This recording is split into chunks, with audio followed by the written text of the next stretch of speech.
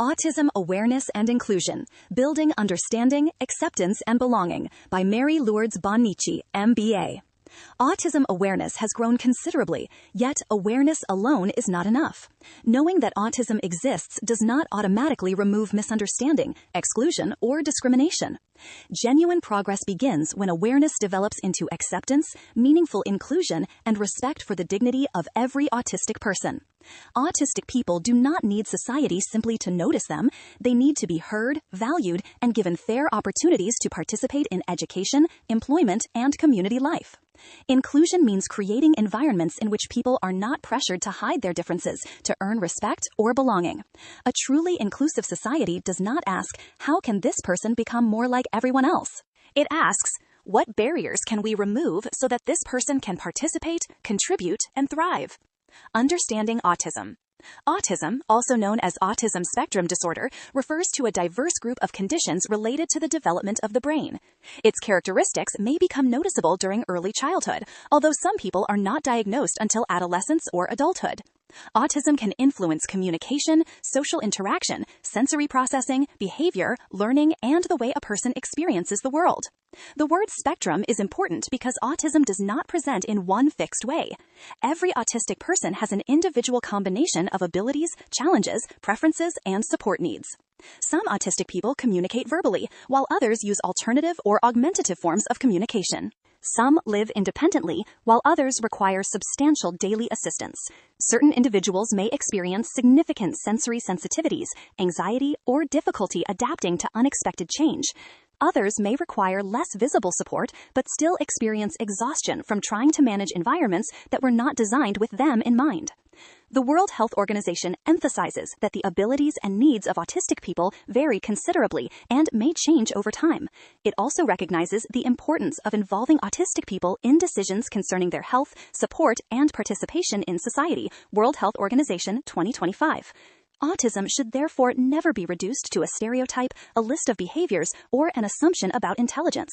A diagnosis may help explain aspects of a person's experience, but it does not define the whole person. Different does not mean less autistic people may think, communicate, learn, and respond to their surroundings differently. Difference, however, should never be confused with inferiority.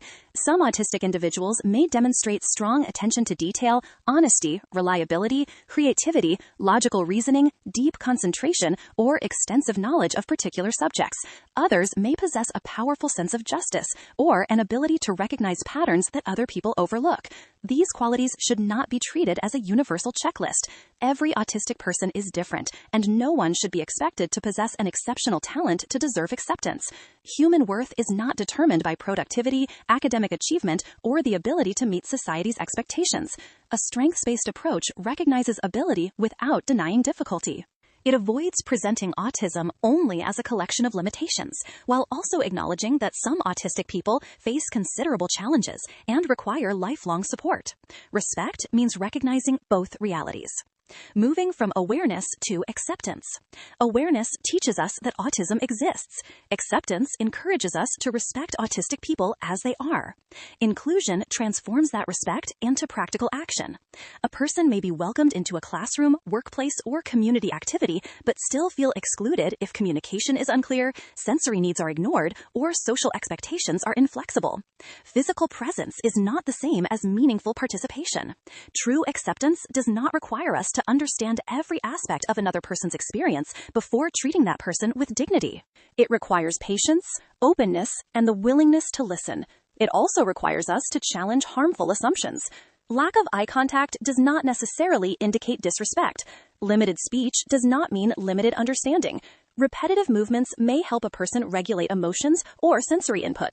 A need for routine is not simply stubbornness, and withdrawing from an overwhelming environment is not necessarily antisocial behavior. When we replace judgment with curiosity, our response changes. Instead of asking, why is this person behaving like this? We can ask, what might this person be communicating or experiencing? That shift can prevent misunderstanding and create a more compassionate environment. The importance of respectful communication. Communication is not limited to spoken language. It may include gestures, writing, visual tools, communication devices, facial expressions, or behavior. Every valid form of communication deserves to be recognized. Respectful communication begins by speaking directly to the autistic person rather than discussing the person as though they are absent. It means allowing sufficient time for information to be processed and avoiding unnecessary pressure for an immediate response. Instructions should be clear, specific, and consistent. Figurative language, sarcasm, or vague expressions may sometimes create confusion. Written information or visual schedules can make expectations easier to understand, particularly when a task involves several stages. People should also respect individual preferences concerning terminology. Some people prefer autistic person, viewing autism as an inseparable part of their identity. Others prefer person with autism.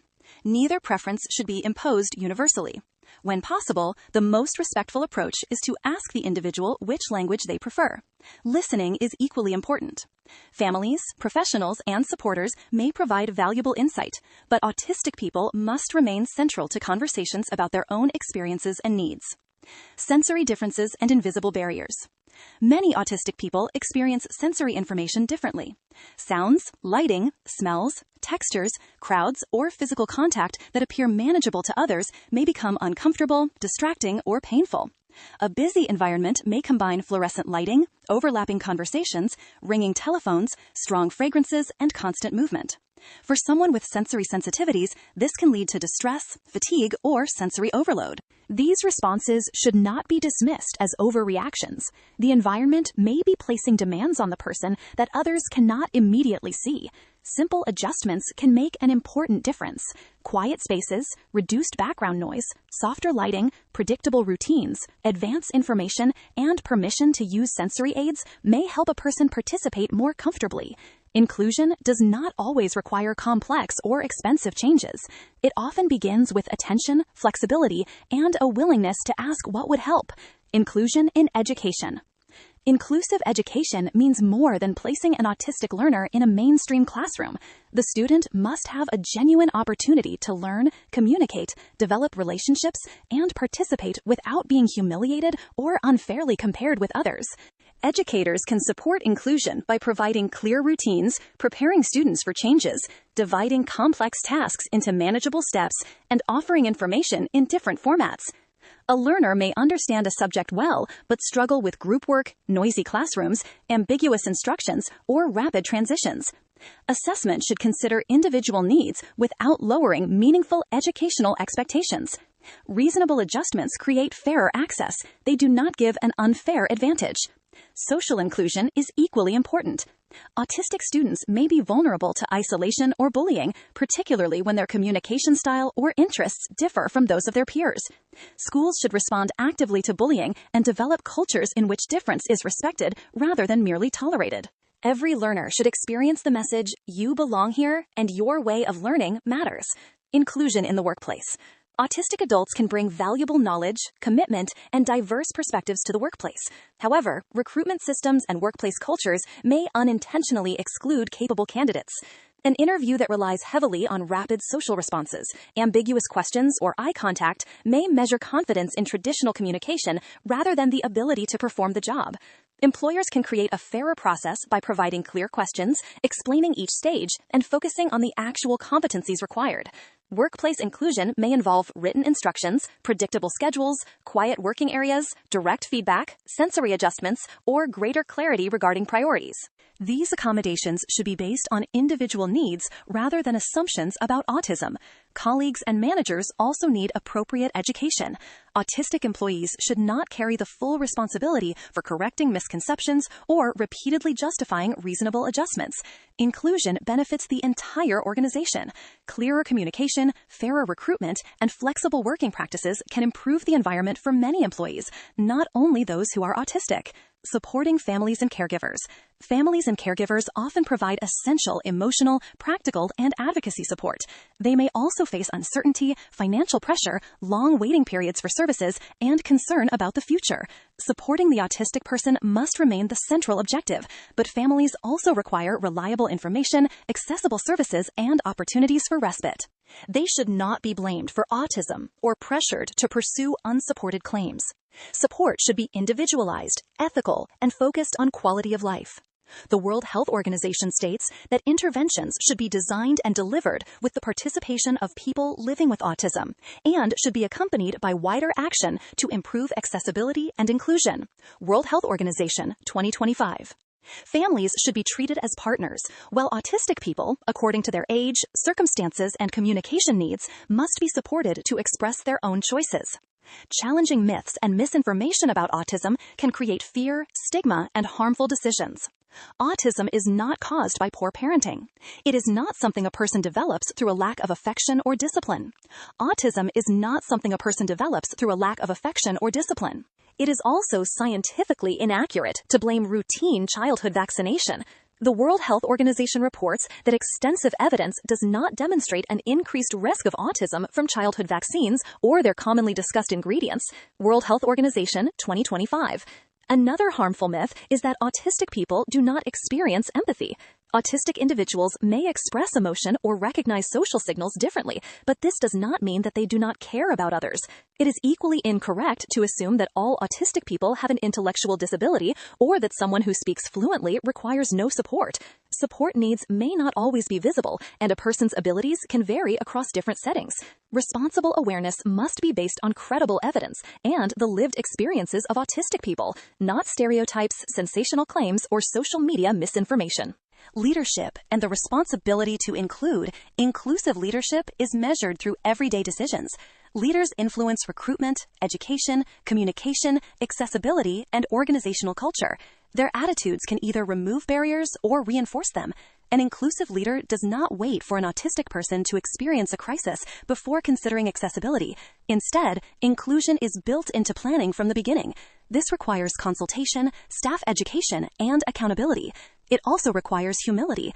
Leaders may not have every answer, but they must be prepared to listen, learn, and improve. Policies are important, but policies alone cannot create belonging.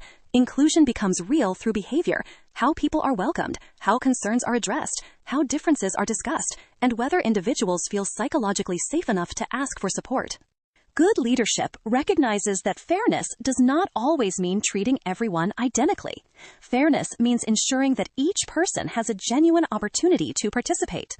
The role of society, governments, educators, employers, families, professionals, and communities all share responsibility for building inclusive environments. The United Nations established World Autism Awareness Day, observed annually on the 2nd of April, to promote greater awareness and advance the rights and well-being of autistic people. Its wider disability inclusion work reinforces the principle that autistic people must be able to participate fully in society. United Nations 2026. However, inclusion cannot be restricted to a single day, month, or public campaign. It must be visible throughout the year in accessible services, respectful communication, employment opportunities, educational practices, and community participation. Autistic people should also be represented in research, policy development, and public discussion. The principle of nothing about us without us reminds society that decisions affecting a community should not be made without meaningful involvement from that community. My personal reflection. For me, autism awareness is fundamentally about recognizing human dignity. Every individual deserves to be treated with patience, compassion, and respect, regardless of how they communicate, learn, or experience the world. I believe that leadership carries a responsibility to create environments where people feel safe enough to be themselves. Inclusion should never be presented as an act of charity. It is a commitment to equality, fairness, and human rights. This subject also reminds me that we must be careful not to judge behavior without understanding what may be happening beneath the surface. What appears unusual to one person may be a necessary way for another person to cope, communicate, or feel secure. I want my contribution to go beyond raising awareness. I want it to encourage acceptance, challenge stereotypes, and inspire practical action. We may not always understand another person's complete experience, but we can still choose kindness. We can listen without making assumptions, adapt without resentment, and recognize the value that different minds bring to our communities. A person should never have to hide their identity to earn belonging. A call for meaningful action, autism. Inclusion begins with listening, but it must continue through action. We can use respectful language, challenge harmful comments, and learn from autistic voices. Educators can create flexible learning environments. Employers can make recruitment and working practices more accessible. Leaders can involve autistic people in decisions. Communities can provide quieter, clearer, and more welcoming spaces. Most importantly, we can stop expecting autistic people to carry the entire burden of adaptation. The objective is not to erase difference. It is to remove the unnecessary barriers that turn difference into exclusion.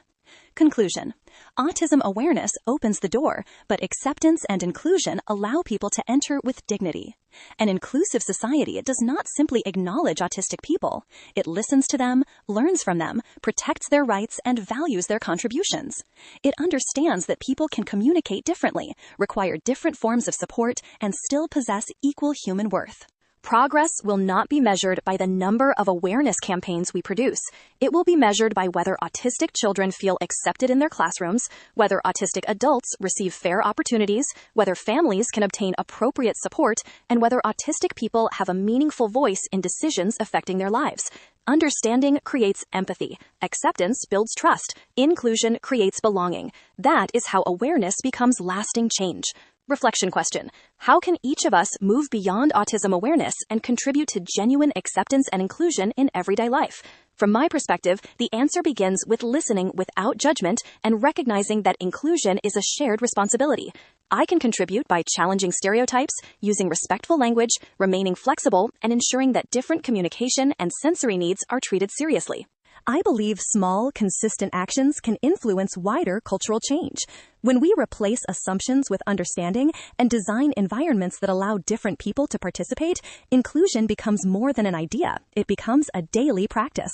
Thank you for your support, and I hope you enjoyed this lesson. Mary Lourdes Bonnici, Copyright Statement. This article is the intellectual property of Mary Lourdes Bonnici MBA.